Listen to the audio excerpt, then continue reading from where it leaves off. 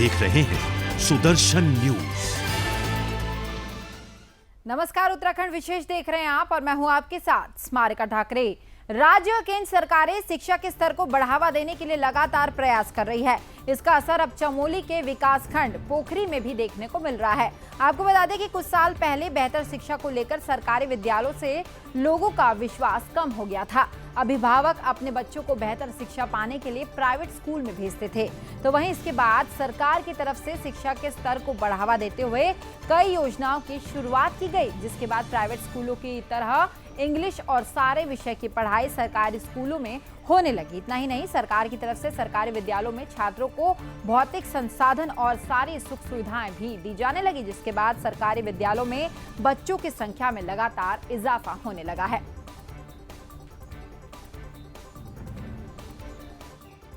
मैं पहले एवीएम में पढ़ता था, अब इधर सरकारी विद्यालय में आ गया हूँ और मुझे यहाँ बहुत अच्छा लग रहा है। यहाँ पर काफ़ी सुविधाएं हैं। गत वर्ष 2020-21 में हमारे आदर्श प्राथमिक विद्यालय पोखरी में पूरे सत्र में 83 बच्चे शिक्षा ग्रहण कर रहे थे। उसमें से 13 बच्चे पिछले वर्ष इस वर्ष कक्षा 5 उत्तीर्ण कर गए हैं। इस तरह से हमारी संख्या 70 रह गई थी इस वर्ष के शुरू में। वर्तमान वर्ष तो वहीं गदरपुर में बिजली चोरी का एक मामला सामने आया है। आपको बता दें कि इस इलाके में रहने वाले एक युवक अपने खेत में बिजली चोरी कर मोटर चलाता था, जिसके बाद मुखबिर की सूचना पर बिजली विभाग ने छापेमारी की, तो वहीं इस छापेमारी में खेत का मालिक बिजली चोरी करते हुए पकड़ा गया। इतना ही नहीं, आरोपी अपने आप को बचाने के लिए बिजली विभाग के कर्मचारी को बंधक बनाने का प्रयास भी किया, जिसके बाद बिजली विभाग के कर्मचारी ने इस मामले की सूचना पुलिस को दी। मौके पर पहुंची पुलिस ने मामले को दर्ज कर लिया है। फिलहाल इस मामले में पुलिस छानबीन कर आरोपी पर कार्रवाई करने की बात कही गई है। नहीं, मेरे गांव में 50 मोटर चल रही है। दिखाइए, अभी पकड़वाते हैं। बिजली चोरी का हमको सूचना मिली थी, तो यहाँ पे हमने लाइनमैन को भेजा हुआ था।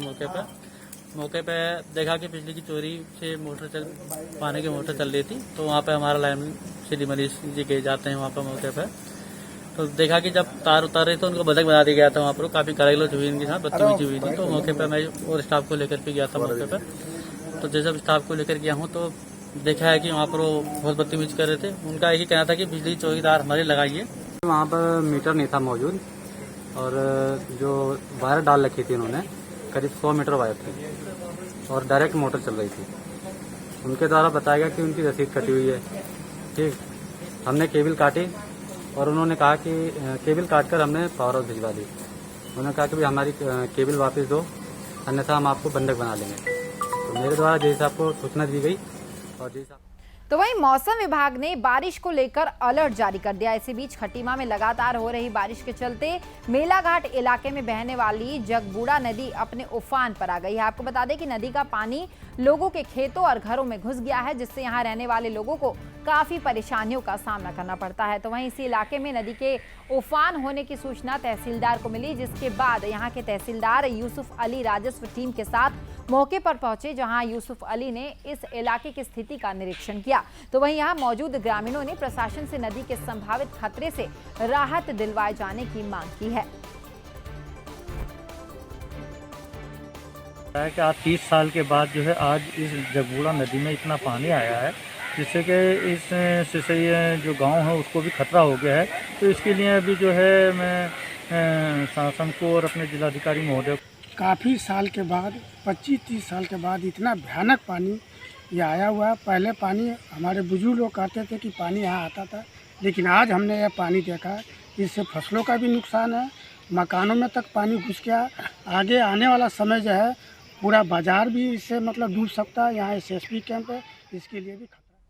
तो वहीं कोविड की वजह से उत्तराखंड में पर्यटकों पर रोक लगा दी गई है, जिसके चलते रामनगर में कॉर्बेट नेशनल पार्क को भी पर्यटकों के लिए बंद कर दिया गया था। यहां तक कि पर्यटकों की तरफ से कॉर्बेट नेशनल पार्क घूमने के लिए ऑनलाइन बुकिंग की गई, जिसमें लाखों रुपए कॉर्बेट प्रशासन की तरफ से पर्यटकों को वापस भी किए गए हैं। लेकिन अब कोरोना के मामले कम होने के बाद पर्यटकों को घूमने के लिए अब कॉर्बेट नेशनल पार्क के कुछ गेटों को खोल दिया है, जिसके बाद यहाँ आने वाले पर्यटकों में खुशी की लहर देखी जा रही है। और और साथ ही लगातार यहाँ घूमने वालों के लिए पर्यटक आ रहे हैं। हालांकि यहाँ आने वाले पर्यटकों के लिए सरकार की तरफ से आदेश जारी किया गया है। इस आदेश के अनुसार यहाँ आने वाले पर्यटकों को अपनी RT-PCR रैपिड टेस्ट करवाना अनिवार्य होगा।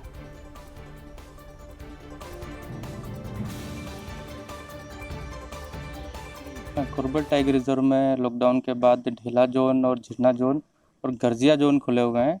ढेला जोन और झिरना जोन हमेशा खुला रहता है, बारिश अधिकतर रहती है तो बंद रहता है। और लॉकडाउन के बाद नियमों के तहत प्रक्रिया हम 4 महीने बाद घर से निकले हैं तो यहाँ का मज़ा अलग है, बट काफ़ी अच्छा लगा इतने दिनों बाद जंगल की हवा खा के। और नेचर का मज़ा अच्छा है। बाकी जानवर अभी कम दिखे, इतना नहीं था बिकॉज गर्मी भी बहुत है, बट वेदर बहुत अच्छा लगा। बट कोविड को लेके यहाँ पे है किस तरह का किया जा रहा है? कोविड को लेके तो वही ऋषिकेश में पुलिस को एक बड़ी कामयाबी हाथ लगी। आपको बता दें कि पुलिस ने ठगी करने वाले बाबा को अब रंगे हाथों गिरफ्तार कर लिया है। दरअसल ये ठगी करने वाले बाबा एक नामी ज्वेलर्स की पत्नी से कई साल से ठगी करता आ रहा है। ये बताया जा रहा है कि आरोपी ने ज्वेलर्स की पत्नी को उसकी दिमागी हालत खराब होने का फायदा उठाकर दवाइयां देकर ठगी करता था। तो वहीं धीरे धीरे ज्वेलर्स की पत्नी को सम्मोहित कर बाबा ने लाखों रुपए के जेवरात और नकदी हासिल कर लिए। करीब 2 साल तक चले इस सिलसिले के बाद ज्वेलर्स को मामले की जानकारी लगी, जिसके बाद पीड़ित ने इस मामले की शिकायत पुलिस को दी, जिसके बाद पुलिस ने तहकीकात कर आरोपी को गिरफ्तार कर लिया है। फिलहाल आरोपी से पूछताछ जारी है। गढ़वाल ज्वेलर्स नाम की सोनार की दुकान है। इसकी वाइफ को दिमागी उपचार और सम्मोहन करके, उसको ठगी करके, उससे काफ़ी बड़ी मात्रा में सोने के जेवरात और नकदी इस बाबा ने ले ली थी। उनके मांगने पर उनको जान से मारने की धमकी दे रहा था और तरह तरह से उनको प्रेशर में ले रखा था। तो वहीं ऋषिकेश में पर्स चोरी करने वाले 3 आरोपियों को पुलिस ने अब गिरफ्तार कर लिया। आपको बता दें कि ये तीनों शातिर आरोपी कुछ दिन पहले एक महिला की बस में बैठते समय पर्स की चोरी कर फरार हो गए थे, जिसके बाद पीड़ित महिला ने इस मामले की शिकायत पुलिस को दी, जिसके बाद पुलिस ने मामले को दर्ज कर लिया और साथ ही पुलिस ने आसपास में लगे CCTV कैमरे चेक किया। तो वहीं CCTV के आधार पर पुलिस ने तीनों आरोपियों को गिरफ्तार कर लिया है। फिलहाल आरोपियों से पूछताछ की जा रही है।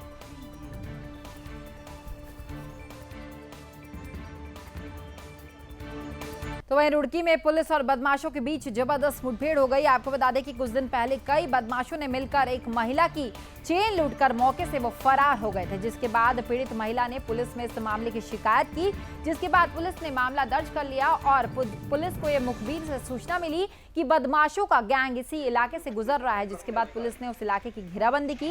घेराबंदी होने के पर बदमाशों ने पुलिस पर ताबड़तोड़ फायरिंग शुरू कर दी। तो वहीं पुलिस ने भी जवाबी फायरिंग की, जिसमें एक बदमाश के पैर में गोली लग गई और साथ ही पुलिस ने गोली लगने के बाद घायल बदमाश को मौके से ही धर दबोच लिया, जबकि उसका साथी फरार है।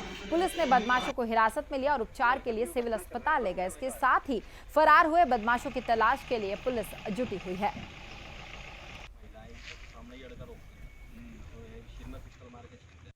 और कोतवाली क्षेत्र में घटना हुई थी, उसमें 2 जो मुलजिम हैं ने महिला के ऊपर हमला करके उनसे लूट किया है। तो उसमें लगातार हमारे चेकिंग अभ्यास जो है जारी रखे थे।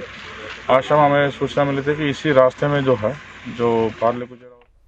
तो वहीं राज्यपाल बेबी रानी मौर्य रुड़की पहुंची हैं, जहां उन्होंने कोर कॉलेज यूनिवर्सिटी में मेडिकल ऑफ आयुर्वेद और नर्सिंग पैरामेडिकल साइंसेज का शुभारंभ किया है। इस दौरान राज्यपाल ने कहा कि कोरोना काल में इस तरह के मेडिकल कोर्सेज से लोगों को काफी फायदा मिलने वाला है और साथ ही राज्यपाल ने कहा कि कोरोना को लेकर संस्थानों में शोध होने चाहिए कि किस तरह से रोकथाम की जाए ताकि उत्तराखंड को इन संस्थानों का फायदा मिल सके। तो वहीं हरिद्वार में पहुंच रहे श्रद्धालुओं को लेकर राज्यपाल ने कहा कि कोरोना काल में लोग सोशल डिस्टेंसिंग का पालन करें।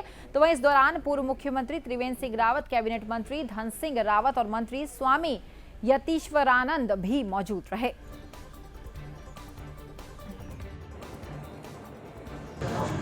आप सभी जानते हैं और मैंने अभी अपील भी की आपसे कि कोरोना महामारी अभी ख़त्म नहीं हुई है और मैं कोर इंस्टीट्यूट को बहुत जैन साहब को बहुत बधाई देती हूँ, शुभकामनाएं देती हूँ कि ऐसे कोरोना काल के समय उन्होंने एक ऐसा इंस्टीट्यूट खड़ा किया है जो कि लोगों की मदद करेगा, लोगों के काम आए।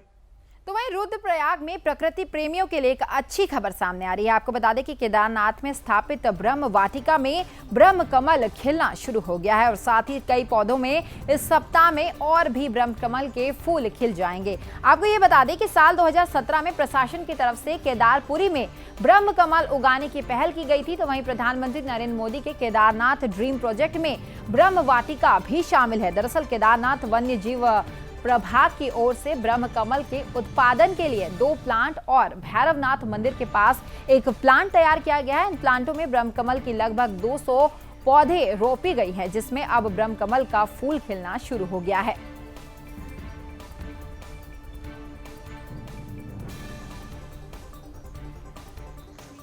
केदारनाथ धाम में केदारनाथ वन्यजीव प्रभाग द्वारा वर्ष 2020 में ब्रह्म कमल वाटिका की स्थापना की गई थी, जिसमें एक नर्सरी निर्माण और 3 प्लॉट्स 1 हेक्टेयर ईच के जो है एस्टैब्लिश किए गए थे, जिसमें ब्रह्म कमल की पौध का जो है वो रोपण किया गया था। इस वर्ष ब्रह्म कमल की पौध जो है वो एस्टैब्लिश हो गई है और जो है 3 प्लॉट्स में से 1 प्लॉट में ब्रह्म कमल की जो है वो।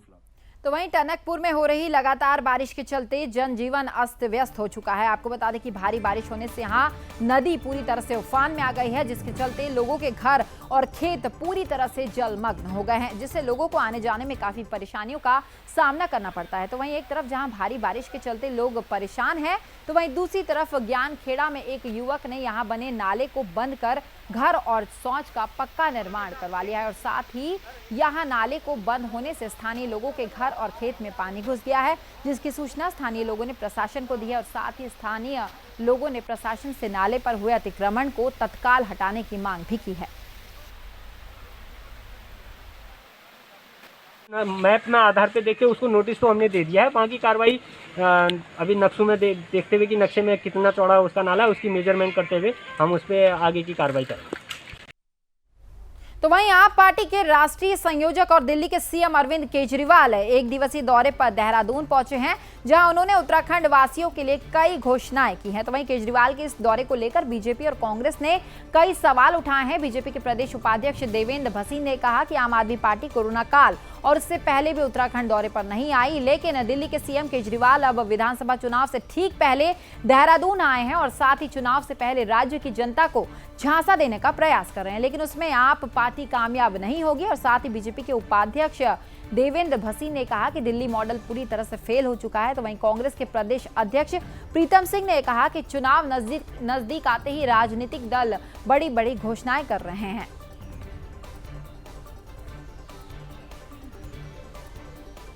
वो राजनीतिक दल जो है बड़ी बड़ी घोषणाएं कर रहा है और मैं कहना चाहता हूँ इस प्रदेश के अंदर जो है आपने देखा होगा कि पूर्व में भी कई राजनीतिक दल उभरे और उसका जो है बाद वो समाप्त हुए हैं।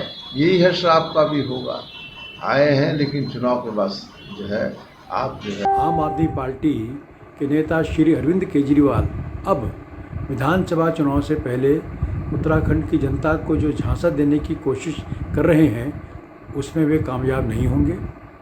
उनका दिल्ली मॉडल भी पूरी तरह फेल हो चुका है।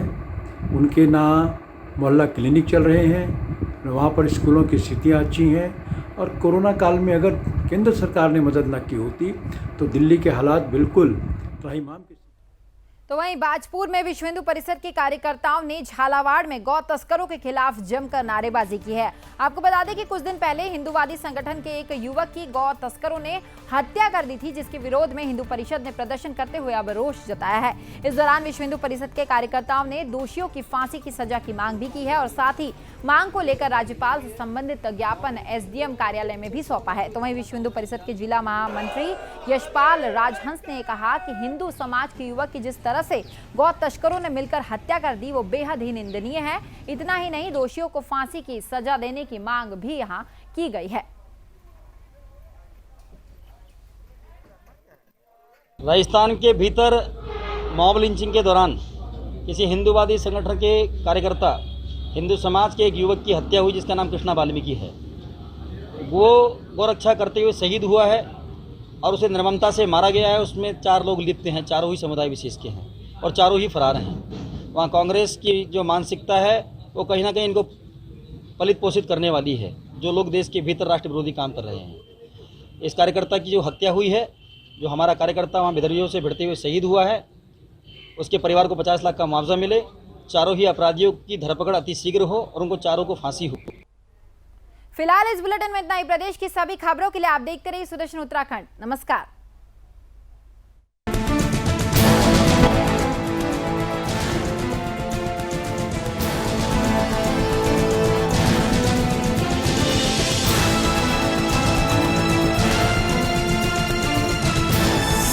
आप देख रहे हैं सुदर्शन न्यूज।